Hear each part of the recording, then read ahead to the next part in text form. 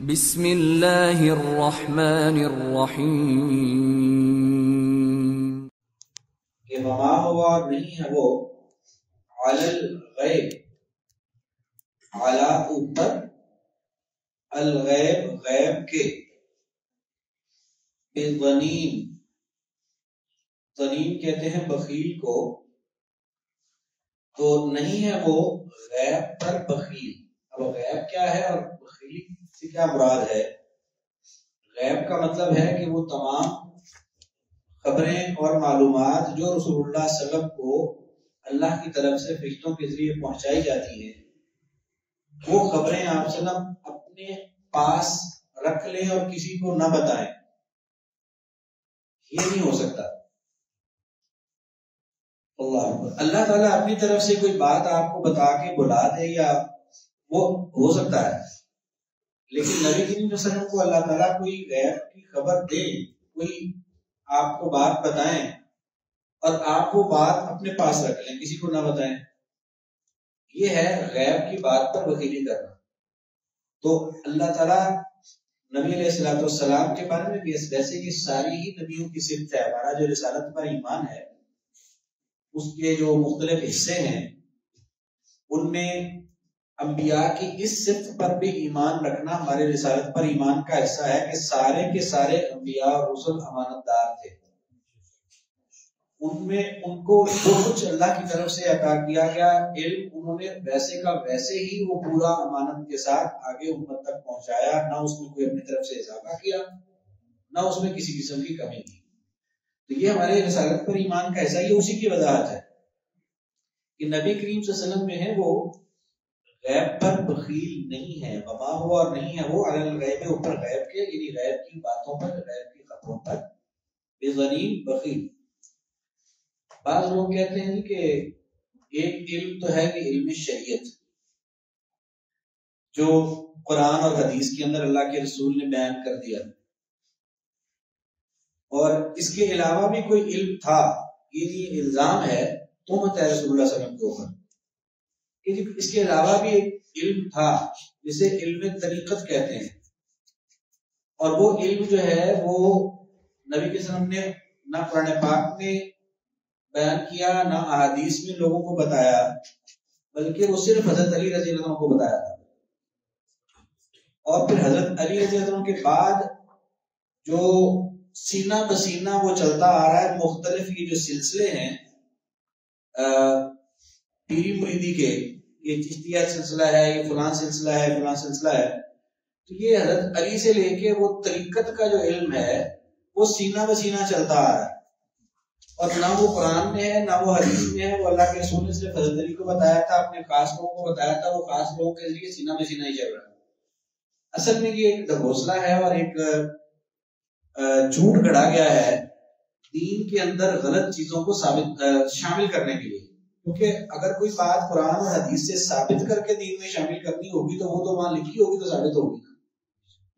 اب کوئی اور ایسی چیز وہ قرآن اور حدیث میں جو موجود نہیں ہے اور اس کو وہ دین میں شامل کرنا چاہیں گے تو کیسے کریں گے؟ پھر وہ کہیں گے یہ علم طریقت میں ہے، یہ سینہ بسینہ۔ اب اس میں سے یہ سماع قوالیوں کا سننا، دھمال اور اس طرح کی چیزیں، ان کو صوفیزم جتنا تقریباً ہے وہ سارے کا سارا اس کے اندر اس طرح کی چیزیں ڈال دی گئی ہیں، ان کو دین کا حصہ بنا دیا گیا ہے، نہ وہ قرآن میں ہے نہ وہ حدیث میں ہے۔ کہتے ہیں کہ یہ طریقت کے علم کے سینہ بسینہ جو ہے یہ سلسلوں میں بات چلتی آ رہی ہے، تو یہ جو قوالیاں ہیں اور یہ سارا کچھ وہاں سے آیا ہے۔ تو بہرحال یہاں اللہ تعالیٰ کا یہ فرمان ہے، یہ اس بات کی وضاحت فرماتا ہے کہ نبی کریم صلی اللہ علیہ وسلم غیب کی بات پر وکیل نہیں ہے۔ ایسا نہیں ہو سکتا کہ نبی کریم صلی اللہ علیہ وسلم جو ہے وہ کوئی اللہ کی طرف سے علم آئے اور وہ اپنے پاس رکھ لیں اور امت کو بیان نہ کریں۔ تو اللہ تعالیٰ بھی اس بات کی گواہی دے رہے ہیں کہ ایسی کوئی بات نہیں ہے۔ وما ہوا اور نہیں ہے وہ علی الغیب، اوپر غیب کے، بضنین بخیل۔ وما ہوا اور نہیں ہے وہ، اور یہاں وہ سے مراد ہے قرآن پاک، جس کا ذکر پیچھے آیا ہے کہ وہ بات ہے عزت والے پیغام رساں کی۔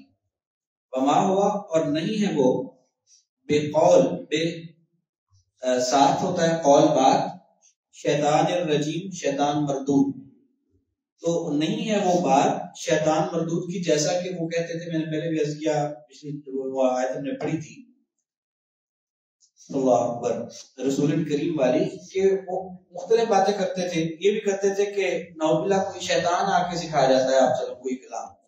اللہ تعالیٰ نے اس کا بھی یہ جواب دیا کہ وما ہوا، اور نہیں ہے وہ بقول بات شیطان الرجیم شیطان مردود کی. فَأَيْنَ تَذْهَبُونَ، وہ تو اللہ کا کلام ہے اور اتنا حکمت بھرا کلام ہے، تم اس کے بارے میں کیسی کیسی باتیں کر رہے ہو. فَأَيْنَ تَذْهَبُونَ، فَأَيْنَ فَمَنَ پسے پھر اینا کہاں، تذہبون تم جاتے ہو، یعنی تم کہاں جا رہے ہو، تم کہاں بھٹکے پھرتے ہو، یہ مراد ہے اس سے. فَأَيْنَ پھر کہاں، تذہبون تم جاتے ہو، یعنی تم کس کس قسم کی باتیں کرتے ہو، تم کیا کیا سوچتے ہو، تم کہاں بھٹکتے پھرتے ہو. حقیقت تو اس کی یہ ہے. تو فَأَيْنَ تَذْهَبُونَ پھر تم کہاں جاتے ہو. ان ہوا نہیں ہے وہ، الا مگر، ذکر نصیحت ہے، للعالمین لے واسطے کے لیے. عالمین جمع ہے عالم کی، عالم میں مانا جہان، عالمین تمام جہان، للعالمین تمام جہانوں کے لیے. ذکر للعالمین نصیحت ہے تمام جہانوں کے لیے. تو یہ جو قرآن جو ہے وہ تمام جہانوں کے لیے، پوری دنیا میں بسنے والی ساری انسانیت کے لیے، وہ کسی بھی بر اعظم میں رہتے ہوں، کسی دنیا کے خطے میں رہتے ہوں، وہ تو ہر ایک کے لیے نصیحت ہے. ان ہوا نہیں ہے وہ الا مگر ذکر نصیحت ہے للعالمین تمام جہانوں کے لیے. لے من لے واسطے کے لیے، من جو شخص، شاء چاہے، منکم تم میں سے، ان یہ کہ یستقیم وہ سیدھا چلے.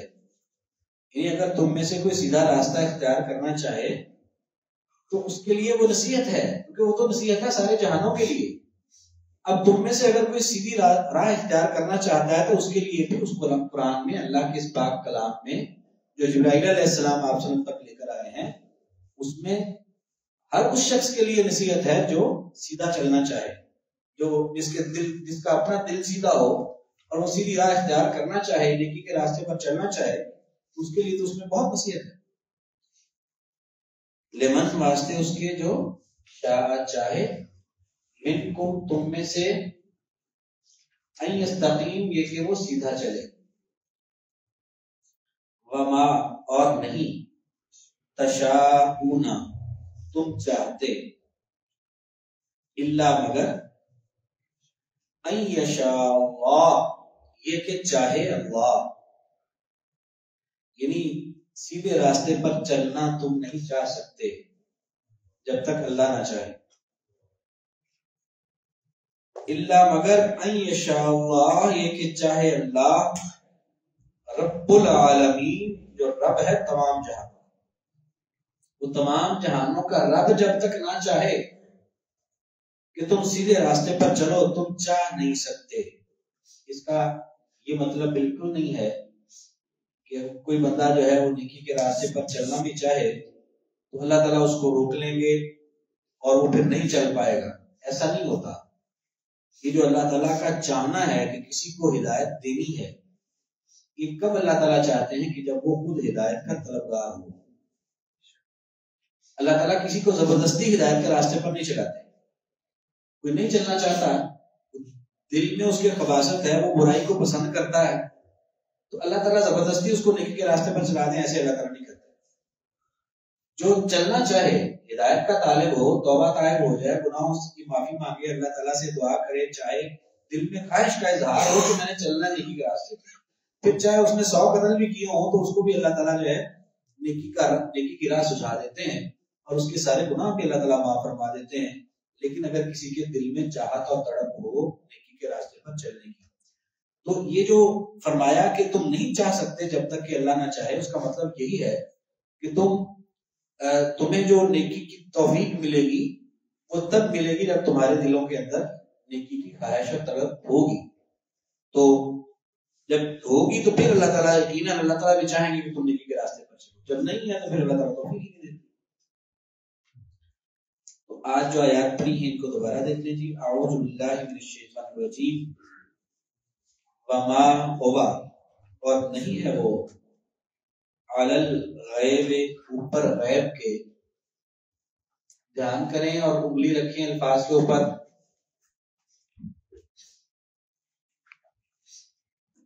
وما ہوا اور نہیں ہے وہ علی الغیب اوپر غیب کے بضنین وکیل. وما ہوا اور نہیں ہے وہ بقول بات شیطان الرجیم شیطان مردود کی. فَأَيْنَ بس کہاں تذہبون تم جاتے ہو. ان ہوا نہیں ہے وہ الا مگر. اگر ان کا معنی ویسے تو اگر ہوتا ہے نا, جہاں جب الا آگے آ رہا ہو تو اس کا معنی ان کا نہیں ہو جاتا ہے. آگے الا آ رہا ہے اس وجہ سے اس کا معنی آپ نہیں کر رہے. ان ہوا نہیں ہے وہ الا مگر ذکر نصیحت ہے للعالمین تمام جہانوں کے لیے. لمن واسطے اس شخص کے جو شاء چاہے منکم تم میں سے ان یستقیم یہ کہ وہ سیدھا چلے. وما تشاءون وما اور نہیں تشاءون تم چاہتے الا مگر ان یشاء اللہ یہ کہ چاہے اللہ رب العالمین جو رب ہے تمام جہان.